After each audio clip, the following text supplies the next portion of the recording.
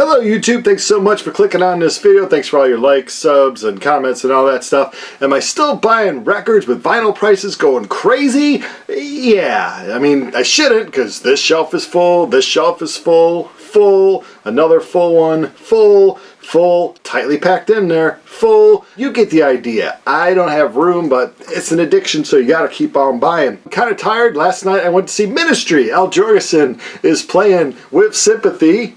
Whereas With Sympathy, a record that at one point he would not comment about on interviews. If people brought it up to sign, he wouldn't sign it. I remember he did an in-store or an event, and if you brought this, you had to pay like $1,000 to some charity. I think it was the Blackhawks charity. Chicago Blackhawks hockey team had a charity, and you had to pay it towards that, like for him even to sign it. But now he's embracing it. He's full circle. He's clean Al now. He's happy, older, more mature Al. He's proud of his whole catalog. So yeah, he's doing a tour.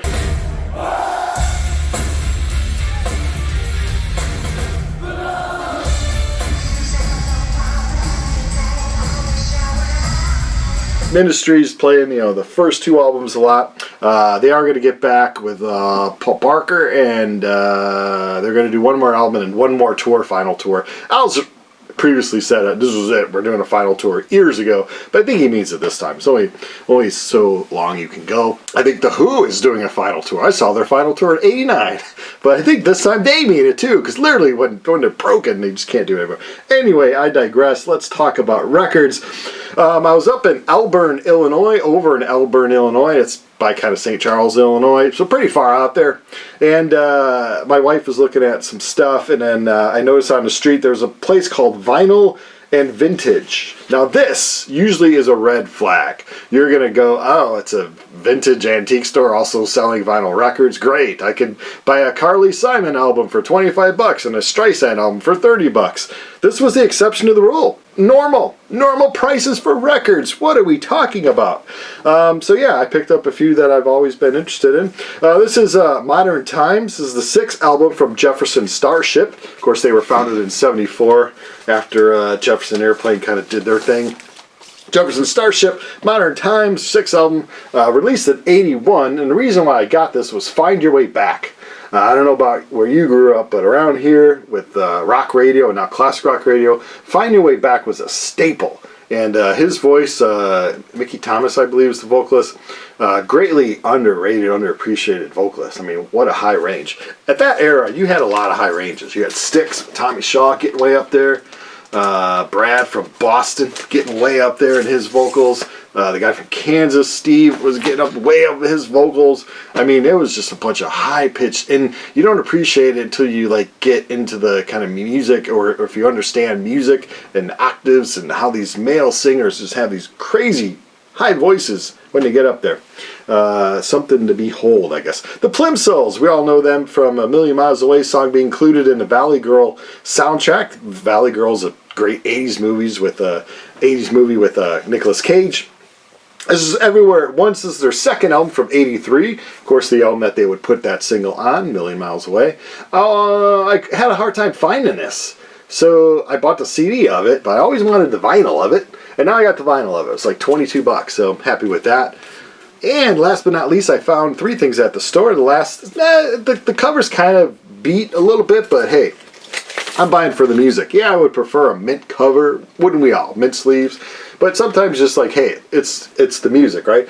Rock at the Edge. It's got Patti Smith, who I just saw her in concert a few years ago at Riot Fest for the first time. Television, a band that all my friends are like, oh, you gotta get into them. I've tried, I don't know. Blondie, I've seen her live. Grant Parker, I've never seen him. Lou Reed, I never got into him too much. E-Pop just came through town. All my friends went, but I didn't go. But anyway, so you kind of get the sense of what kind of rock and roll is on this one. So yeah, for sure I grabbed it up for a few bucks.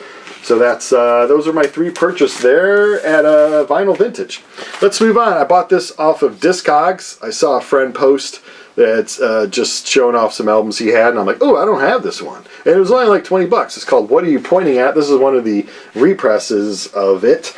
This is from 1994, and the main band I got it for was Screeching Weasel. It's got a lot of punk rock, Schizoid, Econochrist, Bazooka Joe. So a lot of early '90s, mid 90s punk rock, but I mainly got for Screech and Weasel. I think the original was maybe a color cover, and then of course a lot of times when they would just repress, they went black and white because it was a little cheaper on the paper cost. But yeah, glad to add that to the collection. It's a 10-inch. I'm gonna have a lot of 10 inches. I have a little stack, so add that to the 10 inches. I want to say I saw the Riverboat Gamblers at Reggie's Rock Club here in Chicago, and I bought this. This is their second album from 2003. They're a straightforward rock band, punk rock band, rock, punk rock, you know, they kind of straddle that stratosphere, I guess. You know, good stuff there. This is a repressing of it, but whenever you're at a show, especially when a band's on tour, buy a t-shirt, buy an album, support them. 20 bucks goes a long way, you know, fuel in the tank, or for them to go out to eat after the show. You never know. And I also want to say, at the show, opening up was a band called The Violets. I'll throw up a picture. You want to get into new music as well as music that, you know, the classic rock and all that stuff. And this band really impressed me. Now, of course, with the female vocals being all growly and screechy, a lot of comparisons probably, I'm sure she'll get to Courtney Love or perhaps Kim from the Muffs, but Allie I think has an amazing voice. That what really sells me on the band.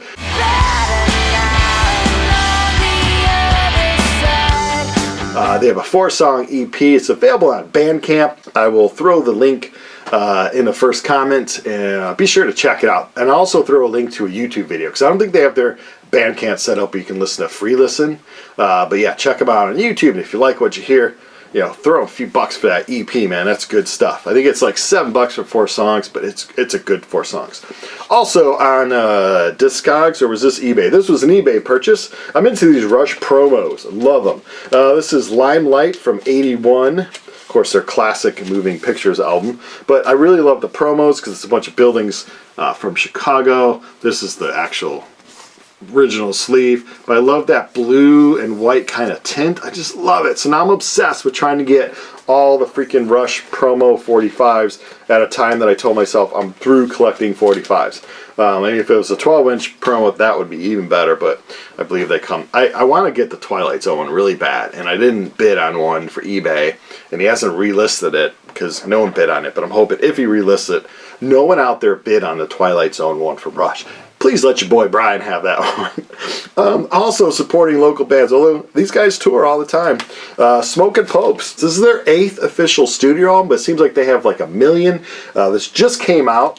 This is called Lovely Stuff, and it's really, look at that beautiful vinyl there. Smok Popes are like your mix between like if you were doing Smiths and Green Day in a blender kind of a thing. If you haven't heard them, they're one of my favorite bands, one of my favorite Chicago bands. I've seen this band, I don't know, 25, 30, 35 times throughout the years. First saw them in 92 probably, 92 probably I think.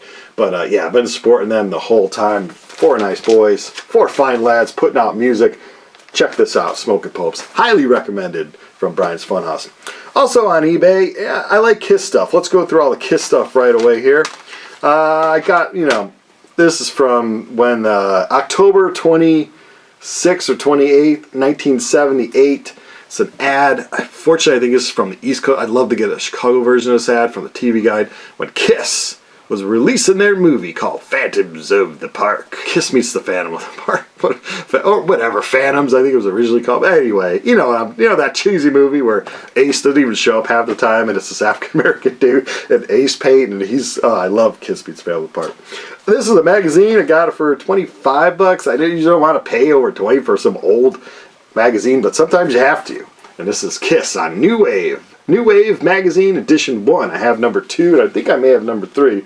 But yeah, I got the Clash, the Ramones, the Jam, Television, and Kiss, Blondie, all in the same magazine. That's good times right there. Can't wait to read this. And look at that. Look at that cover. New Wave. From Dr. Strange Records. Ordering from the store itself. Dr. Strange. A lot of these great record stores have a great website, obviously, and you just order straight from them and help personally. You don't always have to buy everything at big chains or Amazon. There are tons of great stores out there, people.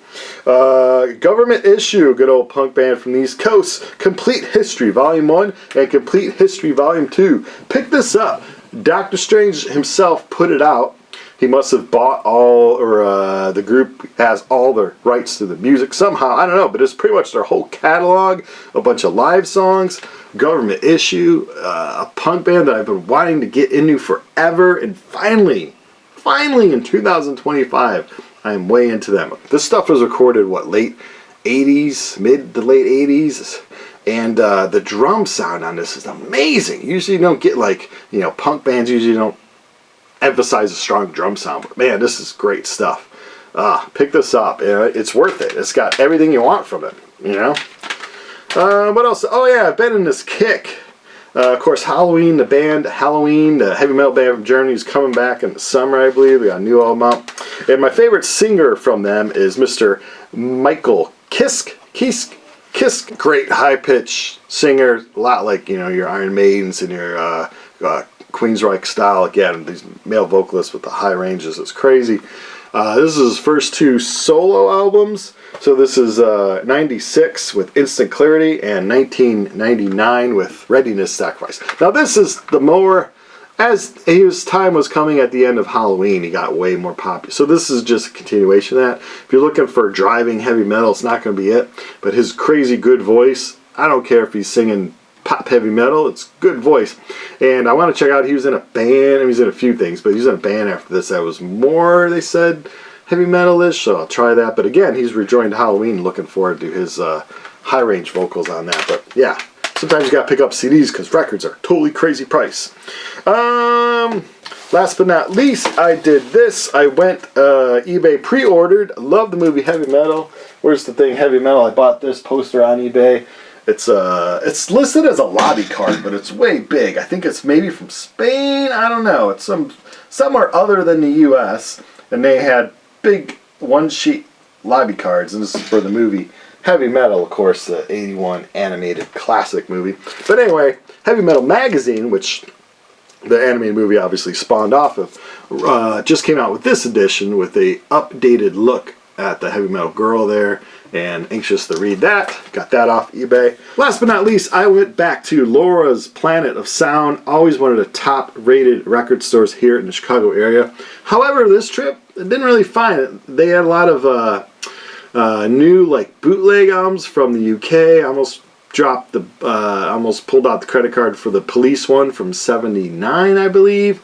There was a few Led Zeppelins from '69. With bootlegs, I kind of want to hear them first to make sure it's good, because I got a Smashing Pumpkins one that's pretty bad. I bought a Foreigner one a while ago that's not so good, so I want to listen to them first. So I didn't pull the trigger on any records, but they're one of these stores that will sell books, clothes, and DVDs. So I got Wizards, 1977 animated movie. I've never seen this. I'm into kind of like, I wouldn't say early animation, because I don't think the 70s are considered early animation, but I just want to check this out because there's another movie, Fire and Ice, I want to check out around the same time that this came out, a few years after this it came out, and I just want to check it out. So Wizards on DVD, and then I bought this, I don't know why, because I have this concert, Kiss Unplugged. I have it on Kissology 3. I have Kissology 1, 2, 3, those sets that has like everything you ever need from Kiss, but it was a few bucks, I figured why not. Alright, well, I hope you found some interesting stuff within my stuff, and let me know in the comments below what you've been buying, and thanks for watching.